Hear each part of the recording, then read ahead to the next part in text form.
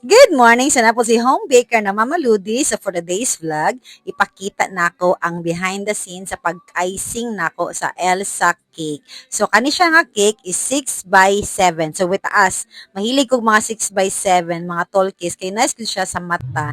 And then sa design ani is ako daw bahala ingon ni client. O di ba? So nakoy inspo nagikuan ako sa Pinterest. So ganahan ko mangitag style ng mga design sa Pinterest. Kaya nadra ako mga haom nga mga gusto buhaton sa mga cakes nako. So because of this home baking, grabe ang opportunity na open sa kuwaw, di ba? Sa una, nara ko sa akong comfort zone, nadrira ko sa balay.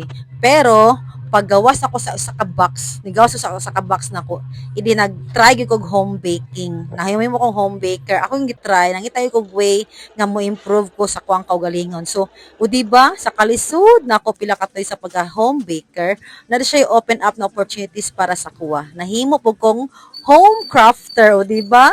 Nahimo kong kalit, nahimo kong home crafter, nahimo kong editor, nahimo kong layout artist, nahimo kong souvenir maker, basta unsa na akong buhaton di sa akong gamayng shop.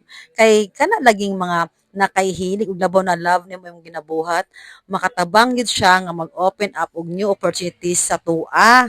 So ikaw nga abi nimo dala kataman ug mura na imong nahibaluan. No, daghang kay kag abilidad nga wala pa nimo na-unlock. So gina-encourage gyud ka no nagawa sa imong box, gawa sa imong comfort zone kay sayang kayo mga abilidad nga gihatag sa Ginoo sa imuha nga wala pa nimo na-unlock o di ba? Inana yo kasimple ang kinabuhi.